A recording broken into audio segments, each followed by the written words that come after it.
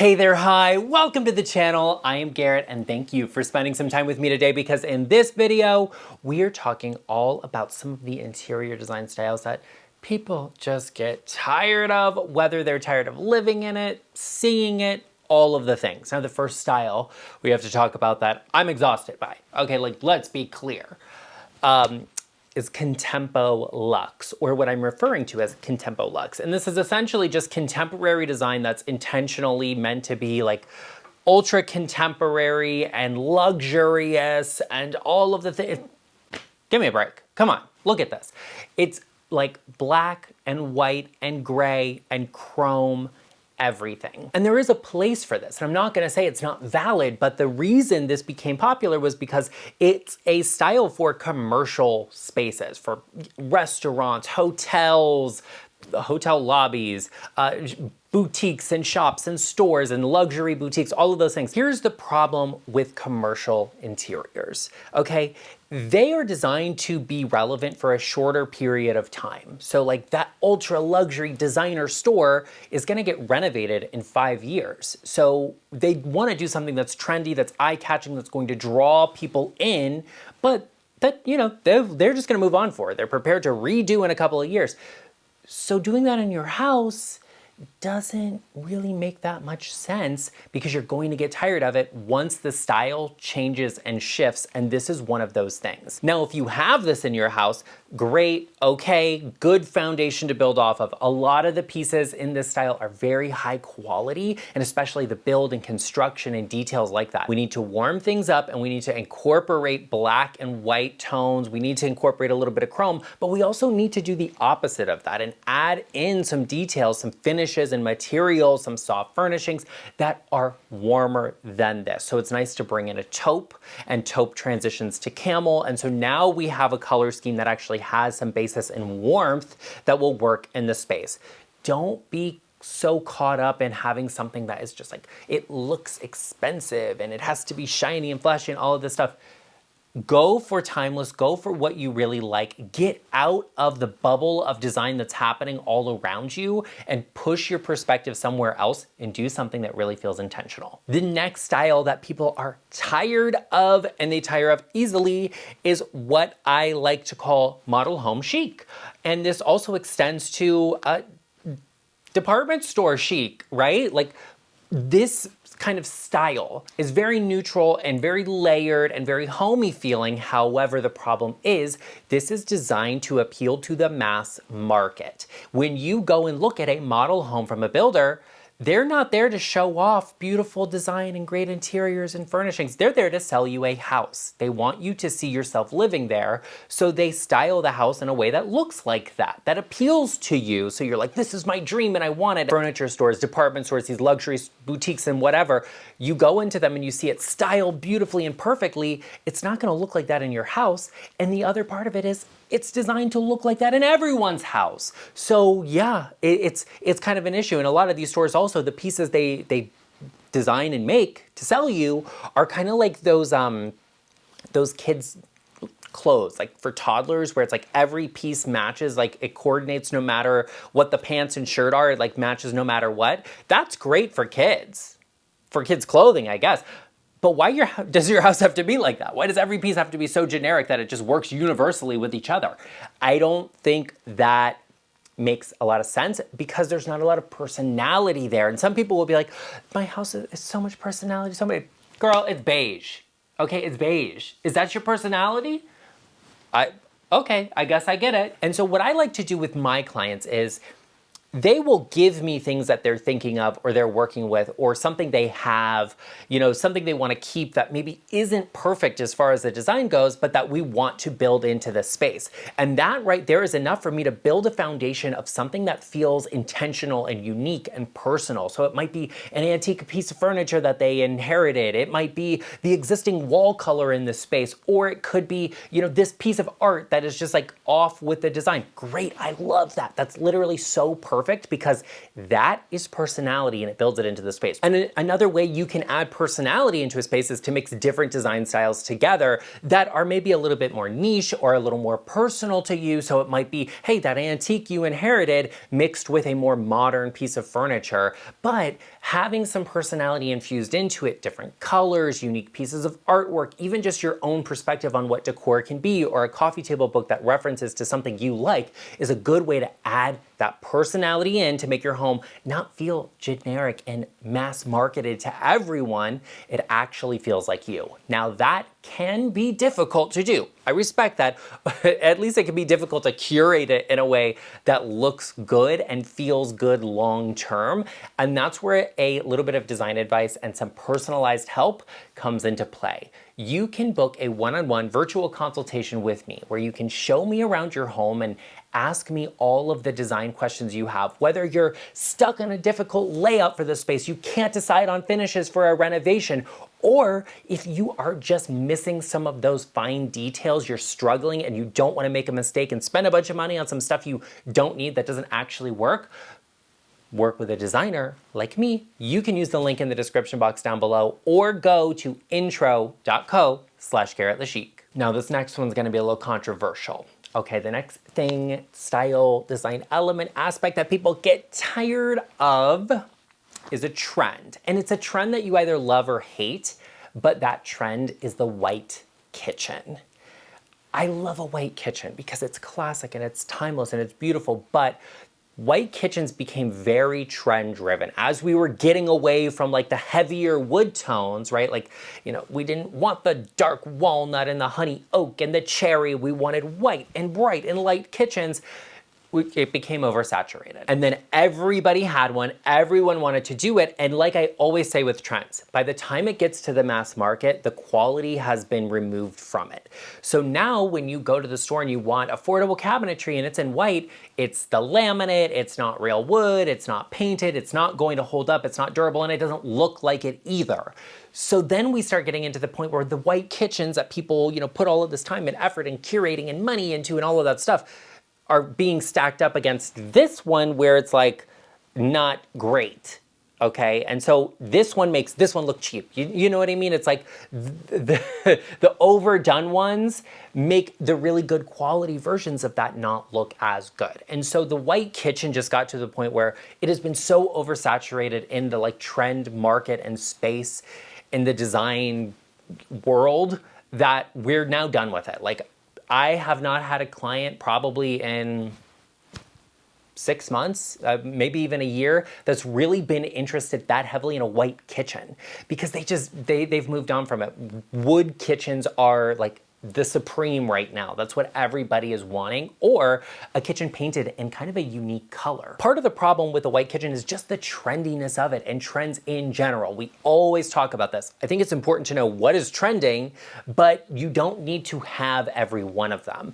And a part of what we liked about the white kitchen is the light and brightness of the space. So if you are embarking on a kitchen update, renovation, or just journey in general, think about how we are brightening that space up and how we're gonna lighten it and make it feel refreshed and rejuvenated. That doesn't necessarily mean we're painting the cabinetry or you have to do painted cabinetry. Wood cabinetry is great, or if you're going to paint cabinetry, do not be afraid of a unique color. The reality is, if you like something, if you have a white kitchen and you like that white kitchen, I love a white kitchen. It's my favorite. Okay, well, I like blue the best. So I would do a blue kitchen and then a white kitchen. If you have that and you like it, or if you don't have it and you really, really want it, if it's been your dream to have a white kitchen, do it. Forget the trends. Don't look at what's out there. Get the best quality version of something you can if you like it, because quality will always be timeless. No matter how trend-driven the color is or whatever, it will always come back around and back in style. Don't worry about that. Just curate it, get the best quality you can, and your space will always feel good and be timeless. Okay, everyone, we've made it to the secret part of the video where we're gonna test everyone to see how far they have watched. So if you've made it this far, comment down below with a puppy emoji. Don't look like that, Arden. Comment a puppy emoji so that everyone knows who is a real one and who just clicked on and clicked off. Love that for you. If you've also made it this far in the video and you are new here, take a moment and hit the subscribe button and join us. Become a part of our GarrettLeChic family, okay? He's also a part of it. This is like our kind of our mascot. You have a little bit of a dog treat crumb in your ear, Arden. Crazy boy. He's our mascot, but also so is Cornelius, my English bulldog. You all know him, but he doesn't like to get up here and be in the videos that much. He's the boss of the house, so he does what he wants. Take a moment, hit the subscribe button, join us, become a part of our GarrettLeChic family. You can do that by clicking the subscribe button, obviously, or you can pull out your smartphone and scan this QR code that will take you directly to my channel page where you can subscribe much easier. We would greatly appreciate if everyone watching, wouldn't we, Arden? If everyone watching gave this video a like and took a minute to give it a little bit of hype to get it shared across the platform. Oh, is there anything you wanted to add, Arden? No, he just said he wants to get back to his nap. Okay, love that for us. Great, okay. Judgment by a cavalier, wonderful. The next style that people are tired of, that people get tired of, that we are moving on from and, elevating is what I like to call Bali modern. Now, Bali modern is interesting to me because it's inspired by Bali, right? Like, slay, great tropical vacation vibes. I love that. The problem is, like, if you don't live somewhere that the tropical vacation vibes work with, then it doesn't really make sense in that way. Like, I would hate to be in the middle of Minnesota in the winter with like a Bali modern living room, because it's just like, the fantasy's not there. If I can see the snow from outside, what difference does it make if I have like a fake paradise palm tree or something in my living room? You know what I mean? And that's what the Bali modern style was. It's very much, this sort of minimalistic, contemporary, or, mostly just minimalistic, right? White everything, very soft and light tones. And then a lot of the furnishings are going to be in linens, and you're going to have woven materials like raffia and rattan and these, sort of things in a space that has a very, very tropical feeling, but in a minimalistic way. Now, when it comes to actually like being in Indonesia and that style, it works in that space because you need a lot of open air and flow and movement because of the humidity levels and the rain. And, it's very traditional architecture to have these like thatch style roof. And a lot of the architecture just revolves around these concepts. So it really makes sense there. But when you take it out of that space and you don't live in another tropical element, it just feels weird and it doesn't feel right. So, if you're in South Florida, great, you can do that. It fits the vibe, cool. But if you're in Connecticut, I don't know that that works for you the same way. And so basically, it is, a cool trend. You see a lot of people on social media and they travel and they go to these places and everything like that. And then they go back home to England and they're like, yeah, I'm gonna do my house like this. You don't live in a space that really fits that vibe. I don't know that it works for you so well. And then it gets so oversaturated that people like it and they want to do it in their home that it starts to lose its authenticity and it just doesn't feel right. And it just kind of feels weird that you're like, you just have this like ornate carved thing with like a woven basket over the, come on, give me something serious right now.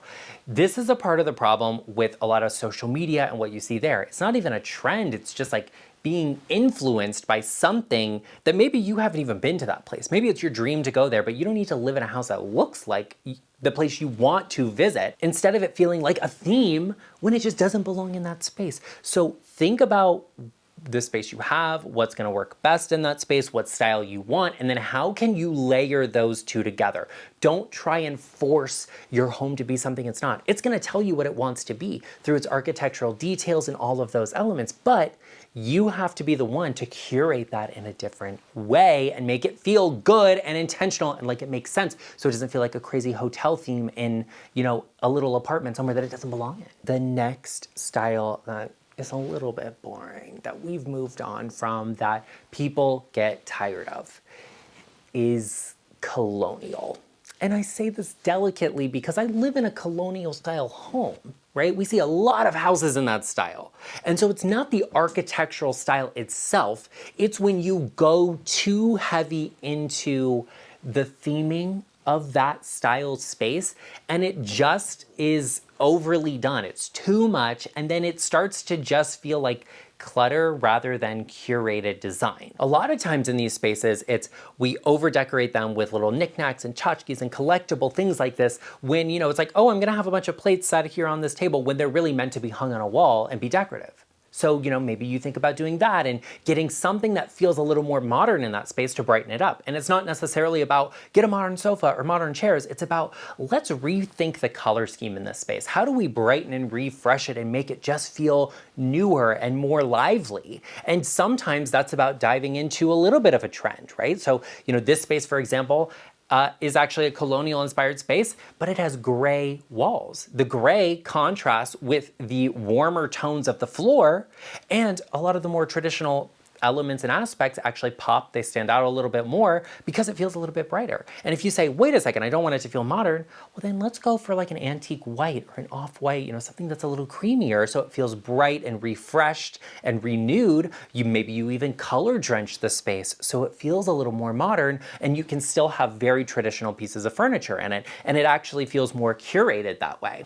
This dining room, for example, has very heavy walls. This like red color is really heavy, and then even the drapery is a little bit much. And so the furniture itself is great. It's like antiques, it's gorgeous, it's beautiful. It's a mix of like Regency pieces, a little bit of like Victorian pieces, like very cool. Okay, like that. What I would do here, refresh and brighten up the walls, do a modernized drapery, a pinch pleat, floor to ceiling with an oversized rod. A lot of those things are easy ways to refresh and add a level of, like beauty and decadence into a space to make it feel newer and more current, but also more timeless in the long term. So if you like one of these styles that's more traditional, don't just go into it being like, yeah, let's make it as heavy as possible, because that ultimately is gonna make a space feel smaller, darker. It's gonna date it faster than it will be if it's a little bit lighter and brighter, but that doesn't mean just paint everything white either. Lightening it up is a good first step to making it feel a little bit more energetic and revitalized, because the pieces, not bad. The architecture, not bad. It's all about how you curate a space to avoid it feeling dated and tired and boring and like we have just moved on from it and past it and on to something else. Now that we talked about some interior design styles that people are tired of, and you probably are too, let's talk about some home decor that you do not need to buy. Too many people out there are trying to push something on you to make a sale. I would never. Be sure you check out that video right here, and I will see you over there.